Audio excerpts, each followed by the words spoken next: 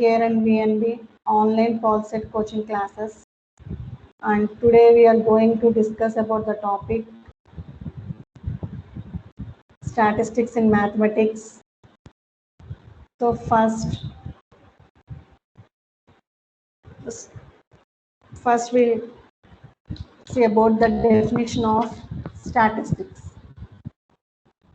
Statistics definition is the branch of mathematics which deals with collection, classification and interpretation of data is called statistics.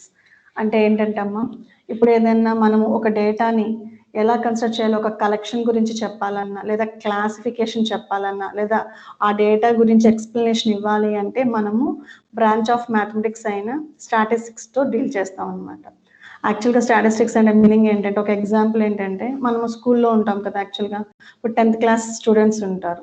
ఆ 10th class స్టూడెంట్స్లో యావరేజ్గా ఎంతమంది ఉన్నారు అంటే, average అనుకో 60% తీసుకుందాం. The students who are getting above 60% అనేది ఒక collection ఏంటి, అది కూడా ఒక క్లాసిఫికేషనే కదా. డేటా తీసుకున్నాం, 10th క్లాస్ స్టూడెంట్స్ మొత్తం అనేది ఒక డేటా. దాంట్లో క్లాసిఫికేషన్ ఏమి ఇస్తున్నాము, 60% కన్నా ఎక్కువ మంది ఉన్న పిల్లలు అంటే ఏంటి, ఆ డేటాలో సర్టెన్ క్లాసిఫికేషన్ తీసుకుంటున్నాము. అలా డేటాని మనము కన్సిడర్ చేసుకుంటానే స్టాటిస్టిక్స్ అంటారు అనమాట. నెక్స్ట్ ఈ స్టాటిస్టిక్స్లో నెక్స్ట్ చూడమ్మా, in statistics the data is arranged into different classes and the width of such class is called class interval. ఇప్పుడు ఇందాక ఎగ్జాంపులే చూద్దాం. ఏం చెప్పాము, 10th క్లాస్ స్టూడెంట్స్ అందరూ తీసుకున్నాము. దాంట్లో ఎలా తీసుకుంటున్నాము, 60% కన్నా ఎక్కువ ఉన్న పిల్లలు అంటున్నాం. అంటే ఏంటి, 30% ఉన్న వాళ్ళు ఉంటారు, 0 to 30% ఉంటారు, 30 to 40% వాళ్ళు ఉంటారు, నెక్స్ట్ 40 to 50% వాళ్ళు ఉంటారు, అలాగే 50 to 60%.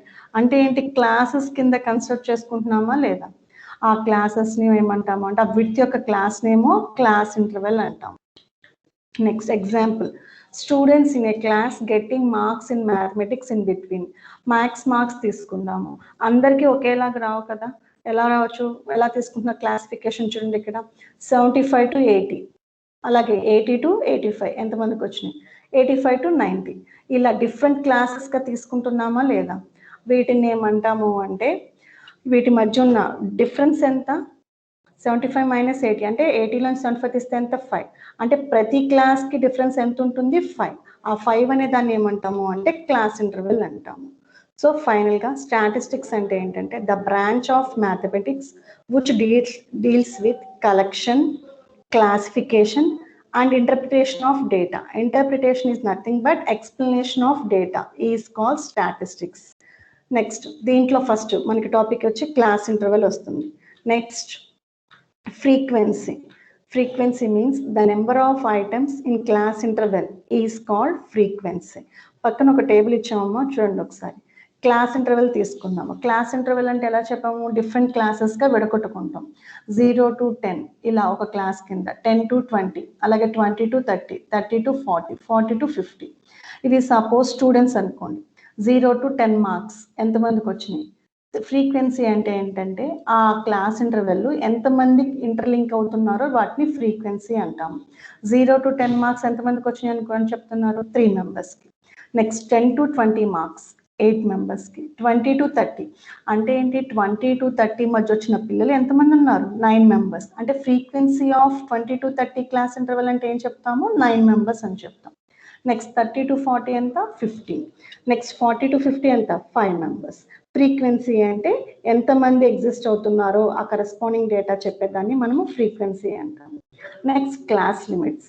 Each class interval is bounded by 2 numbers called class limits.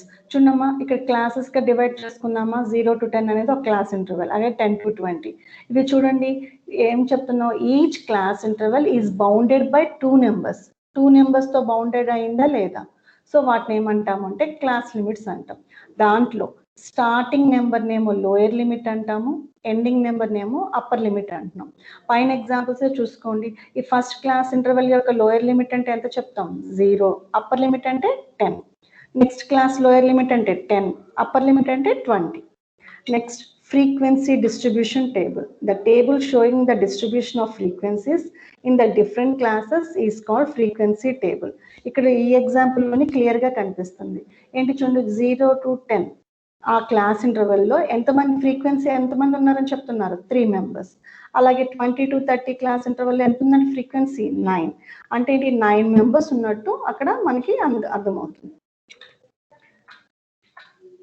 Next, measure of central tendencies. Central tendency refers to central value or a represent value of statistical series. అంటే meaning ఏంటంటే అమ్మా, central tendency అంటే ఒక example తీసుకుందాం. ఏంటా example, ఏదో ఒకటి మీ ఇష్టమైన ఎగ్జాంపుల్. సపోజ్ ఒక షోరూమ్ తీసుకుందాం. మీకు ఎగ్జాంపుల్ హోండా షోరూమ్ అనో ఏదో ఒక షోరూమ్స్ మీకు తెలుసు కదా. ఆ షోరూంలో ఇప్పుడు బైక్స్ తీసుకుందాం. ఎక్కువగా ఏ బైక్ రన్ అవుతుంది అంటే ఎలా చెప్తారు, యాక్టివ్ అనేది బాగా రన్ అవుతుంది. అంటే ఏంటి, యావరేజ్గా కన్సిడర్ చేస్తున్నాం. అంటే ఏంటి, ఓవరాల్గా ఒక సెంట్రల్ వాల్యూ చెప్తున్నాం ఒక ఇన్ఫర్మేషన్ సంబంధించి.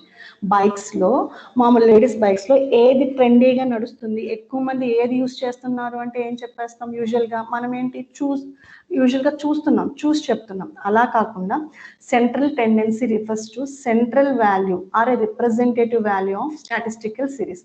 అంటే యావరేజ్గా చెప్పగలిగే దాన్ని సెంట్రల్ టెండెన్సీ అంటాం. ఇలా యావరేజ్ సెంట్రల్ టెండెన్సీస్ ఎన్ని విధాలుగా చెప్పొచ్చు అంటే, arithmetic mean, according to arithmetic mean చెప్పొచ్చు, మీడియన్ చెప్పొచ్చు, అలాగే మోడ్గా యూస్ కూడా చెప్పొచ్చు. వీటిని, ఈ మూడిట్లు ఏమంటామంటే మెజర్ ఆఫ్ సెంట్రల్ టెండెన్సీస్ అంటాం. These are nothing but the representative value of the statistical series. అంటే యావరేజ్ బట్టి చెప్పే వాటిని అని అర్థం అక్కడ. Next, arithmetic mean. ఫస్ట్ మనకి అర్థమెటిక్ మీన్ ఎలా క్యాలిక్యులేషన్ చేయాలో ఫార్ములాస్ ఇస్తున్నాను నన్ను. మళ్ళీ అర్థమెటిక్ మీన్ కూడా మనకి ఇచ్చే డేటా ఎలా అవ్వచ్చు, గ్రూప్డ్ డేటా అవ్వచ్చు, అన్గ్రూప్డ్ డేటా అవ్వచ్చు. అన్గ్రూప్డ్ డేటా అంటే ఏంటి మీనింగు, జస్ట్ ఒక 4-5 నెంబర్స్ ఇచ్చేసి వాటి యొక్క అర్థమెటిక్ మీన్ అడుగుతాడు. అలా మామూలుగా అన్గ్రూప్డ్ డేటా ఇచ్చినప్పుడు ఫార్ములా ఏంటంటే sum of quantities by number of quantities. Sum of quantities అంటే ఇచ్చిన క్వాంటిటీస్ యొక్క సమ్, బై కింద నెంబర్ ఆఫ్ క్వాంటిటీస్ అంటే total number of quantities. Next, ungrouped డేటాలోనే ఇంకో రకంగా ఇవ్వచ్చు. Let x1, x2, x3, so on xn be the observations with respect to frequencies f1, f2, f3, so on fn, then mean of data. ఇలా observations ఇచ్చి వాటి corresponding frequencies ఇచ్చినప్పుడు, ungrouped data ఇచ్చినప్పుడు mean calculate చేయడానికి formula summation fi xi by summation of fi. I value ఎక్కడి నుంచి మనకి ఎప్పుడు లిమిటెడ్ ఫైనైట్ గానే ఉంటుంది కాబట్టి f1 x1 plus f2 x2 plus on fn xn by f1 plus f2 plus f3 plus on fn. ఇదంతా ఏంటి, అన్గ్రూప్డ్ డేటాకి ఇచ్చినప్పుడు అర్థమెటిక్ మీన్ ఫైండ్ అవుట్ చేయడానికి ఫార్ములాస్. నెక్స్ట్, గ్రూప్డ్ డేటా ఇచ్చినప్పుడు చూడమ్మా, if data is distributed in groups and x1, x2, x3, so on xn are the mid values of the classes and f1, f2, so on fn are the frequencies of given groups, then arithmetic mean. ఇక్కడ ఏంటి, group data ఇస్తారు. ఇందాక class interval మన table చూస్తాం. Group data అంటే ఏంటి, 0 to 10 members. ఎంత వచ్చింది పర్సంటేజ్ అంటే 3 మెంబర్స్ ఉన్నారు, 0 to 10 మార్క్స్ వచ్చినారు. అలాగే 10 to 20 మార్క్స్ అంటే ఒక 5 మెంబర్స్. అక్కడ ఏంటి, గ్రూప్గా చెప్తున్నాము. సో అటువంటి గ్రూప్ డేటాకి అర్థమెటిక్ మీన్ ఫైండ్ అవుట్ చేయడానికి ఫార్ములా ఏంటంటే summation fi xi by n. n అనేదేమో total number of frequencies. Next, summation fi xi అని చెప్తున్నాడు, ఆ గ్రూప్స్ యొక్క మిడ్ వాల్యూస్ అని చెప్తున్నాడు. ఓకేనా, x1 అనేది ఫస్ట్ క్లాస్ ఇంటర్వెల్ యొక్క మిడ్ వాల్యూ, x2 అనేది సెకండ్ ఇంటర్వెల్ యొక్క మిడ్ వాల్యూ. అలాగే ఎన్ని అబ్జర్వేషన్స్ ఇస్తే అన్ని మిడ్ వాల్యూస్ అన్నమాట. Next, median. రెండో సెంట్రల్ టెండెన్సీ మనం ఏమనుకున్నాము, median for ungrouped data. Ungrouped data అంటే గ్రూప్గా ఇవ్వని దాన్ని అన్గ్రూప్డ్ డేటా అంటాము. అలా అన్గ్రూప్గా ఇచ్చినప్పుడు మీడియన్ ఎలా క్యాలిక్యులేట్ చేస్తాము అంటే, ఇచ్చిన డేటా మొత్తాన్ని ఎషనింగ్ ఆర్డర్లో కానీ డిషనింగ్ ఆర్డర్లో కానీ తీసుకుంటాం. ఎషనింగ్ ఆర్డర్ అంటే ఏంటమ్మా, లోయర్ నుంచి అప్పర్ వాల్యూ తీసుకునే దాన్ని ఎషనింగ్ అంటాం. లేదా డిషనింగ్ అంటే అప్పర్ నుంచి లోయర్ వాల్యూకి ఇచ్చిన డేటా మొత్తాన్ని ఎయిదర్ ఎషనింగ్ ఆర్డర్లో కానీ డిషనింగ్ ఆర్డర్లో కానీ తీసుకున్నప్పుడు మళ్ళీ దీంట్లో 2 కేసెస్ ఉంటాయి. ఇచ్చేవి కానీ ఆడ్ నెంబర్ ఆఫ్ అబ్జర్వేషన్స్ ఇస్తే మీడియన్ ఏమవుతుందంటే n+1/2 వాల్యూ అవుతుంది. n+1/2 value is the median. ఒకవేళ ఇచ్చింది కానీ ఈవెన్ అబ్జర్వేషన్స్ ఉంటాయి. ఈవెన్ అబ్జర్వేషన్స్ అయితే అప్పుడు ఏం చేయాలి? Average of n/2 and n+1 by value is the median. అంటే ఏం లేదు నాన్న, ఇక్కడ మీడియన్ ఆడ్ నెంబర్స్ ఇచ్చాడు అనుకో, ఎషనింగ్ ఆర్డర్లో తీసుకుంటాం కదా. ఎషనింగ్ ఆర్డర్లో తీసుకుని ఏం చేయాలంటే first value last value cancel చేసుకుంటాం, సెకండ్ది లాస్ట్ బట్ వన్ది, థర్డ్ది లాస్ట్ బట్ టూది, అలా క్యాన్సిల్ చేసుకుంటూ వచ్చినప్పుడు ఆడ్ నెంబర్ కదా, మధ్యలో ఒకటి మిగులుతుంది, దాన్ని మీడియన్ అంటాం. కానీ ఒకవేళ ఇచ్చిన అబ్జర్వేషన్స్ కానీ ఈవెన్ అనుకోండి, ఈవెన్ అంటే ఏంటి? అటు ఫస్ట్ క్యాన్సిల్ అయితే లాస్ట్ క్యాన్సిల్ అవుతుంది, సెకండ్ క్యాన్సిల్ అయితే లాస్ట్ బట్ వన్ క్యాన్సిల్ అవుతుంది, మిడిల్లో 2 టర్మ్స్ మిగులుతాయి. అప్పుడు ఏం చేయాలంటే ఆ 2 టర్మ్స్ యొక్క యావరేజ్ తీసుకోవాలి. యావరేజ్ మీనింగ్ ఏంటి? ఆ 2 నెంబర్స్ని యాడ్ చేసి బై 2 వేస్తే వచ్చేదాన్ని ఇక్కడ మీడియన్గా కన్సిడర్ చేస్తాం. ఆడ్గా వచ్చినప్పుడేమో ఒక టర్మ్ మిగులుతుంది, దాన్ని మీడియన్గా తీసేసుకుంటాము. ఈవెన్ వచ్చినప్పుడు ఏమవుతుందంటే 2 టర్మ్స్ మిగులుతాయి, ఆ 2 టర్మ్స్ యొక్క యావరేజ్ తీసుకుంటాము, వచ్చేదాన్ని మీడియన్ అంటాము. Next median for grouped data. Grouped data ఇచ్చినప్పుడు మీడియన్ ఫైండ్ అవుట్ డేటాకి ఫార్ములా అమ్మ L+n/2 - CF/F × C. అంటే మీనింగ్ అంటే L అంటే lower boundary of the median class. ఇక్కడ కూడా ఏంటంటే మనము ఏదైనా క్లాస్ ఇంటర్వెల్స్ ఇస్తాడు కదా, ఆ క్లాస్ ఇంటర్వెల్స్ బట్టి మీడియన్ క్లాస్ ఏదో తీసుకుంటారు. మీకు ఆల్రెడీ 9th క్లాస్లో వచ్చి ఉంటుంది, అలాగే 10th క్లాస్లో కూడా వచ్చి ఉంటాయి. మీడియన్ క్లాస్ అంటే మీకు ఐడియా ఉంటుందమ్మా. నెక్స్ట్ CF అంటే cumulative frequency of preceding median class. Preceding అంటే మీనింగ్ అంటే ఒక క్లాస్ని మనం మీడియన్ క్లాస్గా తీసుకున్నాం అనుకోండి, దాని పైన ఉన్న క్లాస్ యొక్క క్యుములేటివ్ ఫ్రీక్వెన్సీని ప్రిసీడింగ్ క్లాస్ క్యుములేటివ్ ఫ్రీక్వెన్సీ అంటాం. తర్వాతదైతే సక్సీడింగ్ అంటాం, ఫ్రంట్ది కాబట్టి ప్రిసీడింగ్ అంటాం. నెక్స్ట్ N అంటే టోటల్ ఫ్రీక్వెన్సీ, అలాగే F అంటే frequency of the median class. First table ఇవ్వగానే ఏం చేస్తామంటే మీడియన్ క్లాస్ని ఐడెంటిఫై చేసుకుంటాం. మీడియన్ క్లాస్ అంటే ఐడెంటిఫికేషన్ మీడియన్ అని చెప్పాను కదా, ఎలా ఎషనింగ్ ఆర్డర్లో ఉన్నప్పుడు మిడిల్ వాల్యూ, అలా మీడియన్ క్లాస్ని ఐడెంటిఫై చేసుకుంటాం. చేసుకున్నాక నెక్స్ట్ ఆ మీడియన్ క్లాస్ యొక్క పైన ఉన్న క్లాస్ యొక్క క్యుములేటివ్ ఫ్రీక్వెన్సీని తీసుకుంటాము. నెక్స్ట్ N అంటే టోటల్ ఫ్రీక్వెన్సీ, F అంటే ఏంటంటే ఆ మీడియన్ క్లాస్ యొక్క ఫ్రీక్వెన్సీని కన్సిడర్ చేసుకుంటాం. ఇలా కావాల్సిన వాల్యూస్ అన్ని తీసుకుని క్యాల్కులేట్ చేస్తాం ఎప్పుడు గ్రూప్ డేటా ఇచ్చినప్పుడు. C అంటే తెలుసు కదా, width of the class interval. Next central tendency ఏం చెప్పుకున్నాము? మోడ్. ఇది అన్నిటికన్నా ఈజీ నాన్న. జస్ట్ ఫస్ట్ అన్గ్రూప్డ్ డేటాకి ఎలా చెప్తాము అంటే the value which occurs most frequently in given ungrouped data is called mode. Mode అంటే ఏంటంటే అన్గ్రూప్డ్ డేటా ఇస్తాడు. అన్గ్రూప్డ్ డేటా ఏంటి? జస్ట్ వాల్యూస్ ఇస్తాడు, నెంబర్స్ ఇస్తూ ఉంటాడు. ఆ నెంబర్స్లో ఎక్కువగా రిపీట్ అయిన దాన్ని మోడ్గా కన్సిడర్ చేసుకుంటాం. ఎక్కువగా రిపీట్ అయిన దాన్ని మోడ్గా కన్సిడర్ చేసుకుంటాం. ఇది అన్గ్రూప్డ్ డేటా అయితే. గ్రూప్డ్ డేటా అయినప్పుడు ఫార్ములా చూడండి, mode is equal to L+F - F1/2F - F1 + F2 × C, where L is the lower boundary of model class. Next, F is the frequency of model class. Next, F1 is the frequency of class preceding the model class. F2 frequency of class succeeding the model class. C is the width of the class interval. ఇందాక మీడియన్లో చెప్పుకున్నట్లే ఇక్కడ కూడా first model క్లాస్ని identify చేసుకుంటాం. Table ఇవ్వగానే identify చేసుకుని దాని ఆ model క్లాస్కి పైన ఉన్న క్లాస్ యొక్క ఫ్రీక్వెన్సీ ఏమో F1 అనుకుంటాము, అందుకే ప్రిసీడింగ్ అని చెప్తాం. తర్వాత F2 అంటే ఏంటి? ఆ మోడల్ క్లాస్ కింద ఉన్న క్లాస్ యొక్క ఫ్రీక్వెన్సీని F2గా తీసుకుంటాము. C అంటేనేమో width of the class interval, L అంటేనేమో lower boundary of the modal class. ఇలా కావాల్సిన వాల్యూస్ అన్ని తీసుకుని క్యాల్కులేట్ చేస్తాం.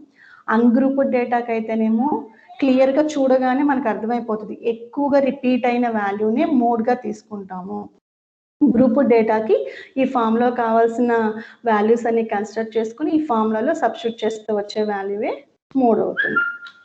నెక్స్ట్ ఎస్పెషలీగా మనకి నోట్ ఇక్కడ మోడ్ ఎక్కువగా ఎక్కడ ఉపయోగపడుతుంది అంటే మనకి రెడీమేడ్ గార్మెంట్స్ ఉంటాయి కదా, గార్మెంట్స్ తెలుసుగా మీకు, షూస్ ఇలా. నెక్స్ట్ ఇలా ఎక్కువగా ఓవరాల్గా ఎక్కువ యూసేజ్ ఉన్న వాటి మీద మనకి మోడ్ అనేది ఎక్కువగా యూజ్ అవుతూ ఉంటుంది. Next empirical relationship between central tendencies. ఇప్పుడు సెంట్రల్ టెండెన్సీస్ మొత్తం ఏం చెప్పాము ఇంతకీ సెంట్రల్ టెండెన్సీ అంటే ఏంటి ఒక డేటా గురించి ఓవరాల్గా ఒకటే వాల్యూని చెప్పడాన్ని సెంట్రల్ టెండెన్సీ అంటాము ఈ సెంట్రల్ టెండెన్సీ ఎన్ని విధాలుగా చెప్పొచ్చు మనము that is nothing but average అనమాట మీన్ అకార్డింగ్ టు మీన్ చెప్పొచ్చు మీడియన్ చెప్పొచ్చు లేదా మోడ్ చెప్పొచ్చు సో ఈ మూడు సెంట్రల్ టెండెన్సీ మధ్య ఉన్న రిలేషన్ని empirical relationship between central tendencies అంటారు అదేంటంటే mode is equal to 3 median minus 2 mean very important అమ్మా దీని మీద ఒక బిట్ మ్యాక్సిమం తగులుతుంది మనకి మోడ్ ఈజ్ ఈక్వల్ టు ఈ మూడు సెంట్రల్ టెండెన్సీస్ మధ్య ఉన్న రిలేషన్షిప్ ఏంటి mode is equal to 3 median minus 2 mean and మళ్ళీ ఈ రిలేషన్ ఎవరు ప్రపోజ్ చేశారు అంటే కర్ల్ పియర్సన్ ఇది కూడా బిట్గా అడిగిన ఉన్నాయి చాలా సో గుర్తుపెట్టుకోండమ్మా ఎంపెరికల్ రిలేషన్ ఎవరు ప్రపోజ్ చేశారు Karl Pearson and what is the empirical relationship between the central tendencies ante mode is equal to 3 median minus 2 mean. Next ingoti vachesi range is nothing but the difference between greatest and the smallest values of the variable in a distribution. ఒక distribution ఇచ్చానుకోమ్మా maximum value minus minimum value దాన్ని range of the distribution అంటాం next ఇంకోటి మీకు స్టాటిస్టిక్స్లో వచ్చేది ఏంటంటే cumulative frequency curve లేదా దాన్ని ఓగ్యూ కర్వ్ అంటారు ఏమంటారు ఓగ్యూ అంటారు ఒకసారి చూడండి అమ్మా అసలు క్యుములేటివ్ ఫ్రీక్వెన్సీ కర్వ్ అంటే ఏంటంటే the curve obtained by joining the cumulative frequencies are nothing but ఏంటి మనకి ఫ్రీక్వెన్సీ టేబుల్ ఇస్తారు ఫస్ట్ క్లాస్లో ఒక ఫ్రీక్వెన్సీ ఉంటుంది అలాగే సెకండ్ క్లాస్లో ఒక ఫ్రీక్వెన్సీ అలా థర్డ్ క్లాస్లో క్యుములేటివ్ ఫ్రీక్వెన్సీస్ అంటే ఫస్ట్ దాన్ని సెకండ్ దాన్ని కంబైన్ చేస్తే సెకండ్ దాని యొక్క క్యుములేటివ్ ఫ్రీక్వెన్సీ 1 2 వచ్చిన దానికి థర్డ్ క్యుములేటివ్ ఫ్రీక్వెన్సీ యాడ్ చేస్తే వచ్చేదాన్ని థర్డ్ క్లాస్ యొక్క క్యుములేటివ్ ఫ్రీక్వెన్సీ అంటాము క్యుములేటివ్ అంటే మీనింగ్ అది the curve obtained by joining the cumulative frequencies plotted against the upper or lower limits of the corresponding class intervals is called cumulative frequencies నెక్స్ట్లో graph ఉంటుంది నాన్న ఆ graph బట్టి చెప్తాను ఈజీగా ఉంటుంది చూడండి మళ్ళీ ఈ ఓగ్యూ కర్వ్స్ అనేవి రెండు ఉంటాయి ఒకటి లెస్ దాన్ ఓగ్యూ కర్వ్ ఇంకోటి greater than ogive curve first less than ogive curve చూడమ్మా ఇక్కడ మీకు గ్రాఫ్ క్లియర్గా కనిపిస్తుంది లెస్ దాన్ ఓగ్యూ కర్వ్ అంటే ఎలా తీసుకోవాలి అంటే అప్పర్ లిమిట్స్ మేము ఎక్స్ యాక్సిస్ మీద అప్పర్ లిమిట్స్ అంటే ఆపోజిట్ లెస్ దాన్ చెప్తున్నాం కాబట్టి అప్పర్ లిమిట్స్ తీసుకోవాలి ఎక్స్ యాక్సిస్ మీద వై యాక్సిస్ మీదకి వచ్చేసేసి ఏం తీసుకోవాలి అంటే లెస్ దాన్ క్యుములేటివ్ ఫ్రీక్వెన్సీస్ తీసుకోవాలి లెస్ దాన్ క్యుములేటివ్ ఫ్రీక్వెన్సీస్ అంటే ఏంటో ఒకసారి చూడండి ఇక్కడ మీకు ఒక గ్రాఫ్ కనిపిస్తుంది క్లాస్ ఇంటర్వెల్స్ కనిపిస్తున్నాయా లేదా ఫస్ట్ క్లాస్ ఇంటర్వెల్ ఎంత 0 to 5 సెకండ్ది 5 to 10 10 to 15 15 to 20 20 to 25 25 to 30 వాటి కరెస్పాండింగ్ స్టూడెంట్స్ 0 to 5 ఎంతమంది ఉన్నారంట 7 స్టూడెంట్స్ అంటే ఫ్రీక్వెన్సీయే కదా నెక్స్ట్ 5 to 10 మధ్యలో 10 స్టూడెంట్స్ ఉన్నారు ఫ్రీక్వెన్సీ థర్డ్ క్లాస్ ఫ్రీక్వెన్సీ ఎంత ఇచ్చాడు 20 ఫోర్త్ క్లాస్ది 13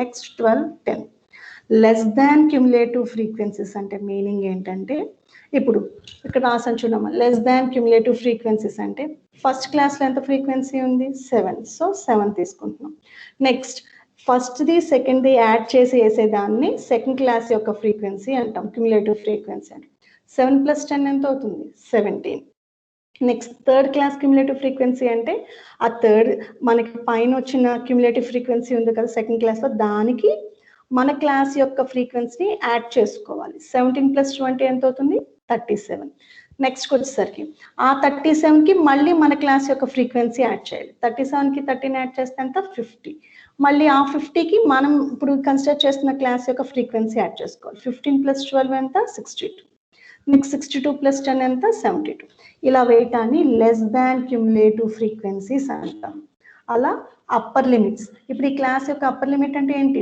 5 10 15 20 25 30 అలానే తీసుకున్నాము వాటి యొక్క లెస్ దాన్ క్యుములేటివ్ ఫ్రీక్వెన్సీస్ తీసుకోవాలి నన్ను 5 అప్పర్ లిమిట్ యొక్క లెస్ దాన్ క్యుములేటివ్ ఫ్రీక్వెన్సీ ఎంత 7 అలాగే 5 తీసుకున్నాము y యాక్సిస్ మీద 7 నెక్స్ట్ అప్పర్ లిమిట్ ఎంత 10 దగ్గర ఎంత ఉంది less than cumulative frequency 17 next 15 దగ్గర ఎంత ఉంది 37 20 దగ్గర ఎంత ఉంది 50 నెక్స్ట్ 25 అప్పర్ లిమిట్ దగ్గర 62 నెక్స్ట్ 30 అప్పర్ లిమిట్ దగ్గర 72 ఇలా గీయటాన్ని దీన్ని ఏమంటాము అంటే లెస్ దాన్ ఓగ్యూ అని చెప్తాము.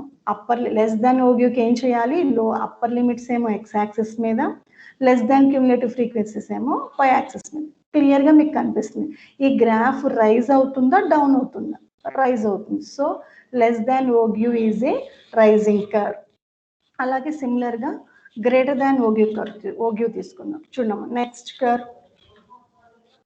ఇక్కడ కూడా గ్రాఫ్ వేసి మీకు క్లియర్గా కనిపిస్తుంది. చూడమ్మా, ఇన్నాక లెస్ దాన్కి ఏం చేసాము, అప్పర్ లిమిట్స్ తీసుకున్నాం.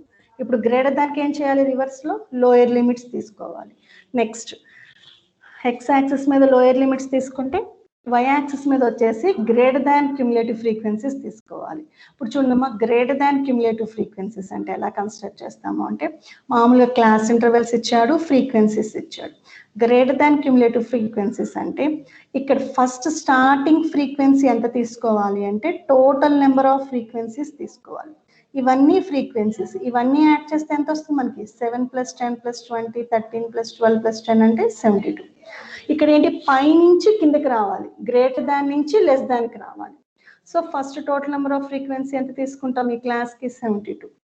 నెక్స్ట్ సెకండ్ క్లాస్ ఫ్రీక్వెన్సీ ఎలా వస్తుంది అంటే, ఈ 72లో నుంచి ఫస్ట్ ఫ్రీక్వెన్సీ తీసేయాలి. 72లో నుంచి 7 తీస్తే ఎంత, 65. Next cumulative greater than cumulative frequency ఎలా వస్తుంది, 65లో నుంచి ఈ 10 తీసేయాలి, అప్పుడు 55. నెక్స్ట్ 55లో నుంచి 20 తీస్తే వచ్చేది 35. 35లో నుంచి 12 తీసేది 22. నెక్స్ట్ 22లో నుంచి 10 తీస్తే 10. ఇది మనకి గ్రేటర్ దాన్ క్యుములేటివ్ ఫ్రీక్వెన్సీస్ అవుతాయి. ఓకేనా. లెస్ దాన్ ఓగ్యూకి ఏమో అప్పర్ లిమిట్ తీసుకుంటాము, లెస్ దాన్ క్యుములేటివ్ ఫ్రీక్వెన్సీస్ తీసుకుంటాము. గ్రేటర్ దాన్కి ఏం తీసుకుంటాము, లోయర్ లిమిట్స్ తీసుకుంటాము, గ్రేటర్ దాన్ క్యుములేటివ్ ఫ్రీక్వెన్సీస్ తీసుకుంటాం. సేమ్ ఇన్నాకట్లాగానే ఈ వాల్యూస్ ఇక్కడ ప్లాట్ చేసాం. ప్లాట్ చేసినప్పుడు చూడండి, ఇది డౌన్ అవుతుందా కర్వ్, రైజ్ అవుతుందా, ఫాల్ అవుతుంది. So this is a falling curve. So less than ogive ఏమో రైజింగ్ కర్వ్ అవుతుంది, గ్రేటర్ దాన్ ఓగ్యూ ఏమో ఫాలింగ్ కర్వ్ అవుతుంది. ఇది నా concept.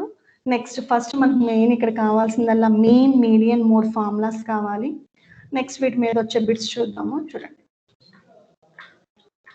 First bit, the sum of 30 observations is 540, then there mean is అని చెప్పేసి మనకి ఆప్షన్స్ ఇచ్చాడు. నాన్న సమ్ ఆఫ్ 30 అబ్జర్వేషన్స్ ఈస్ 540 అంటే ఇక్కడ ఏంటి, మనకి అన్గ్రూప్డ్ డేటానే ఇచ్చాడు, కాకపోతే వాడే చెప్పేస్తున్నాడు సమ్ ఆఫ్ అబ్జర్వేషన్స్ ఎంతని ఇచ్చాడు, 540 ఇచ్చాడు. అంటే ఎన్ని నెంబర్స్ అని చెప్తున్నాడు, 30 అబ్జర్వేషన్స్ యొక్క సమ్ 540 అని ఇచ్చాడు. అయితే మీడియన్ అడుగుతున్నాడు. మీడియన్ ఫార్ములా ఏంటి, అన్గ్రూప్డ్ డేటాకి మనకి some of observations by total number of observations. Some of observations అంటే ఎంత, 540. టోటల్ నెంబర్ ఆఫ్ అబ్జర్వేషన్స్ ఎంత, 30. 540/30, 0 0 క్యాన్సిల్. 354లో ఎన్ని టైమ్స్ క్యాన్సిల్ అవుతుందమ్మా, 18 టైమ్స్. సో ఏ ఆన్సర్ వస్తుంది, 18. 18 ఏ ఆప్షన్లో ఉంది మనకి ఇక్కడ, థర్డ్ ఆప్షన్లో ఉంది. So third option is the right answer. Next, the reciprocal of arithmetic mean of reciprocals of the number 3 and 5 is, the reciprocal of arithmetic mean of reciprocals of 3 and 5. 3కి 5 reciprocals యొక్క arithmetic mean యొక్క reciprocal అడుగుతున్నాడు. First of all options ఇచ్చాడు నాన్న, చూద్దాం. ఇప్పుడు ఏ numbers తీసుకోవాలి మనము, 3 5 కాదు తీసుకోవాల్సింది, వాటి యొక్క రెసిప్రోకల్స్ తీసుకోమంటున్నాడు. 3 5 యొక్క రెసిప్రోకల్స్ అంటే 3కి రెసిప్రోకల్ ఎంత, 1/3 అయినా, 5 రెసిప్రోకల్ ఎంత, 1/5. వీటి యొక్క మీన్ తీసుకోమన్నాడు, మీన్ ఆఫ్ రెసిప్రోకల్స్.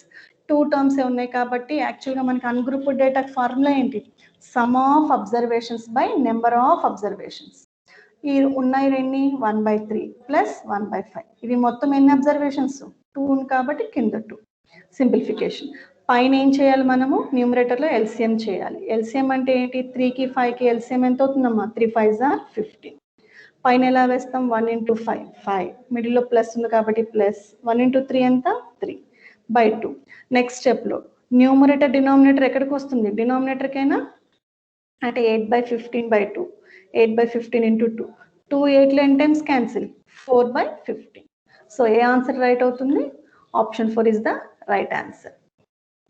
సారీ నాన్న ఒక నిమిషం, ఇక్కడ వాడు చూడండి, arithmetic mean of reciprocals of 3 and 5 అంటే 4/15 అయ్యేది, కానీ రెసిప్రోకల్ ఆఫ్ అర్థమెటిక్ మీన్ అంటున్నాడు. అంటే దీనికి రెసిప్రోకల్ ఎంత, 15/4. సో ఏ ఆప్షన్ చూడండి ఇక్కడ 15/4 బై మిస్టేక్ నాన్న. నెక్స్ట్ ఇక్కడ 3 ఆప్షన్ అని చెప్పి తీసుకోండి. Next the empirical relationship between mean, median and mode is.